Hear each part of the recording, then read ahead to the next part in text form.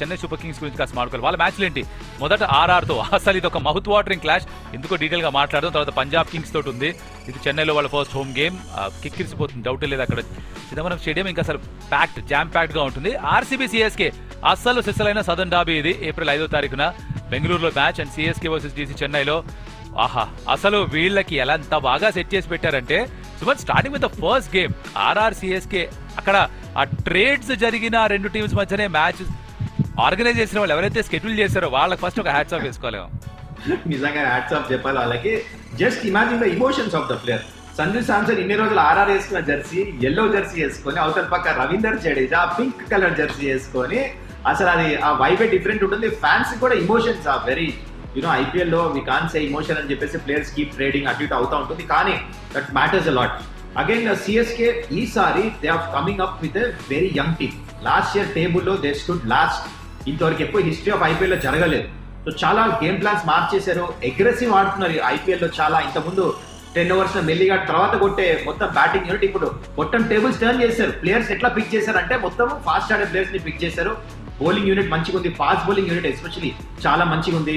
On the other side that RR కూడా they will be very confident. వాళ్ళు కూడా కాకపోతే కొంచెం ఐసీ క్యాప్టెన్సీ ఏమైనా ఎఫెక్ట్ అవుతున్నా. Riyan Parag for the first time lead చేస్తున్నాడు ఐపీఎల్ లో. So that is going to be challenging. అప్పుడు రవీందర్ జడేజా లాంటి ప్లేయర్స్ మాత్రం బాగా చూడాల్సి వస్తుంది. కానీ బిగ్గెస్ట్ టాకింగ్ పాయింట్ కౌశిక్ ఏముంటుంది తెలుసా ఈ మ్యాచ్ లో? సంజు శాంసన్. చేటా గురించి మాట్లాడదాం, బికాస్ సిఎస్కే గురించి మాట్లాడదాం అనుకుంటున్నాను.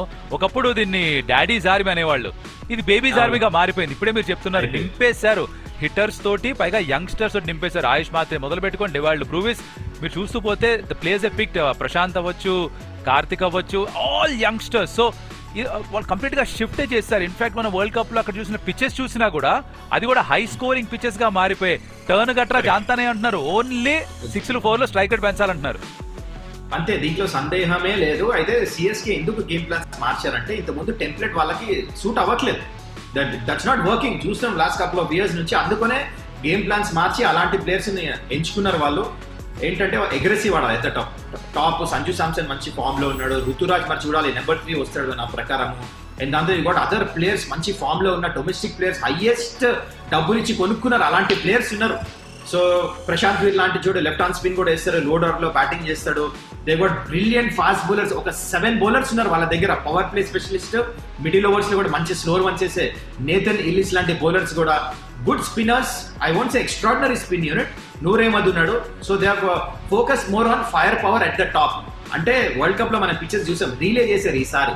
ఆ రీలే చేసినప్పుడు కూడా నేను అనుకున్నా మరి చెన్నై ఎట్లా ఉంటుంది రెడ్ సాయిల్ అని. రెడ్ సాయిల్ నై కూర్చుని మంచి బ్యాటింగ్ పిచ్, బౌన్స్ ఉంది. నా ప్రకారం ఇప్పుడు మొత్తం ఐపీఎల్ లో this will be one of the best batting pitches. దానికి తగ్గట్టు వీళ్ళ దగ్గర బ్యాటింగ్ ఆర్డర్ కూడా ఉంది ఇప్పుడు.